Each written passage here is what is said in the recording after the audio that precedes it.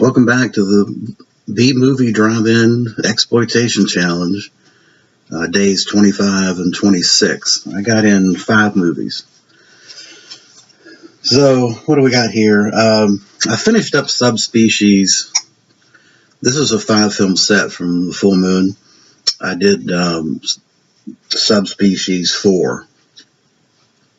And this is probably the weakest of the series. Radu, at this point, Radu comes back and he is trying to recapture his protege, Michelle, who now is trying to be cured by the involvement of this Romanian doctor that's also kind of a quasi-vampire hunter. It's pretty weak. You could see a real drop-off in the production values in this one. Not that the production values are high in any Full Moon production, but you know what I mean. It's in contrast to the first 3, there was a clear drop-off. And it's funny, the director said each one of these little films has like a 15-20 minute making of featurette. The director, Ted Nicoluso, said that this was the one he wanted to kill off Radu permanently. So he kills him off, but he basically does it in the same fashion as the other films. You know, the guy, Radu gets staked. Radu gets his head chopped off. Radu gets burnt to a cinder. Well, none of all those things happened in the first 3 other movies. And he came back from all those. I don't know why this was any different, but okay. Anyway, so that was the end of the series with Radu being staked and head chopped off and then burnt to a crisp. The final film is a kind of a spinoff called Vampire Journals. It's a spinoff of the Subspecies series with some loose affiliation. There's a protege vampire in this that I guess was a creation of Radu. The film very much plays like a precursor to the Twilight series, to be honest with you. Kind of a soap opera-ish sort of story. Sucked. I didn't like it. I mean, it's pretty tame stuff, not very interesting. So kind of a bummer way to end the series. But I will say again, from a Full Moon perspective, the Subspecies series of films so far is my favorite Full Moon production. So that wraps up that little 5-film set.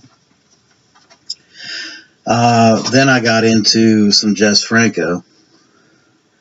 And, oh boy, I guess I can't show this. I'm going to try to show it. This is Sexy Sisters or Satanic Sisters, 1977.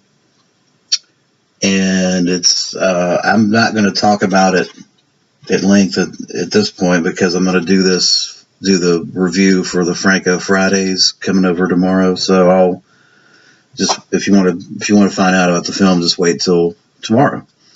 But there's the back cover art. It's a Full Moon release, and yeah, it's interesting. Jess Franco softcore porn. You know, I hate to label Frank.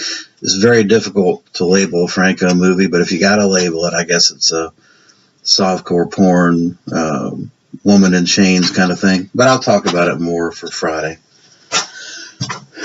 Then I was on a kick here. I didn't realize that these 2 films were basically nudie cuties or softcore porn as well, but I did find that out.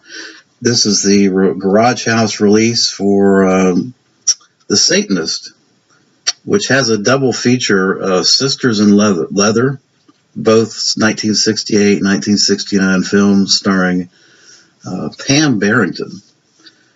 Actually, she was uncredited in Sisters of Leather, but she's a very exotic, big-breasted woman that is kind of has a belly dancer role in this. But in The Satanist, you've got a guy that's gets involved with a group of Satan worshipers, and you can't tell whether it's a dream or reality. And then in Sisters of Leather, You've got basically a lesbian biker gang that's holding this guy for ransom. Has pictures of him messing around with an underage girl, so they figure, well, they'll cash in that way. Both films are very short, 60 minutes, directed by a guy named Zoltan Spencer. But the real story of these films, besides Pam Barrington's personal story, is the music.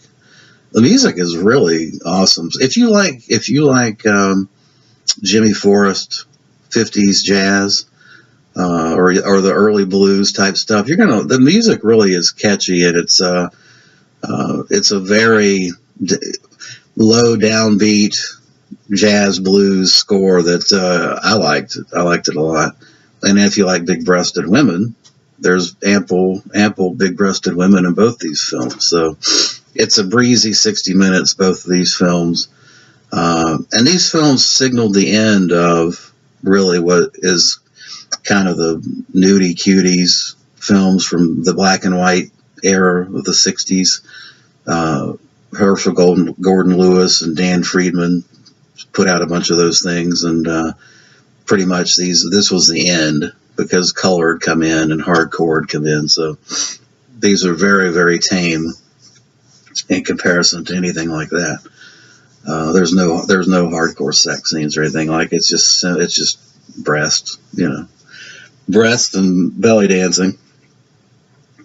But the story actually is not bad. These two films actually have a story, of somewhat of a plot, and the acting's not too bad, and the music's great. So I thought they were passable films, even though it's not really particularly my cup of tea. But they were passable, 60 minutes each.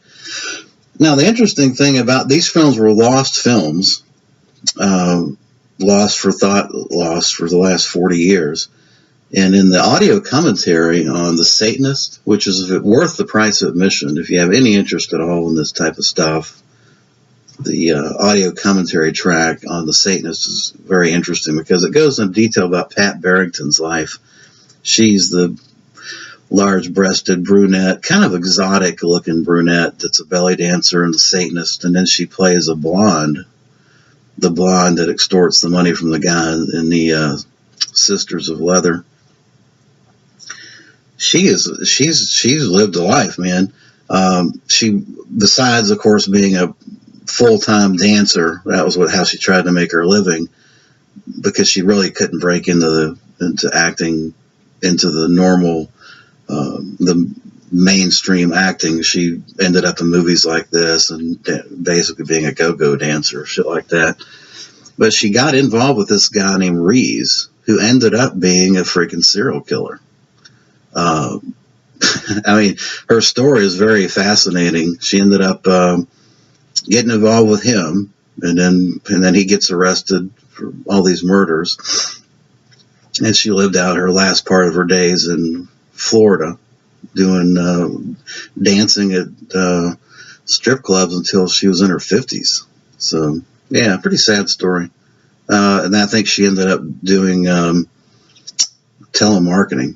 So that's it. She ran away from home and all those things. But it's a great, interesting story. Better than the films themselves was the backstory for that. Nice release.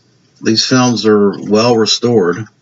This is one of those deals that's got kind of a snapper case. I don't really like those, but I guess it secures it. And then there's some internal liner notes on the films.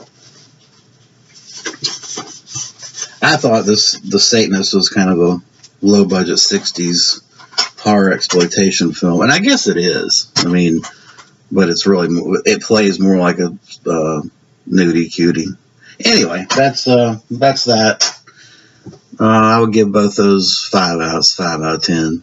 So, not particularly my cup of tea, but actually at the end of the day, I enjoyed them, and I found the backstory of the films interesting. So I'd recommend that release if you don't have it. Okay, that's a wrap for days 25 and 26. Thanks for watching.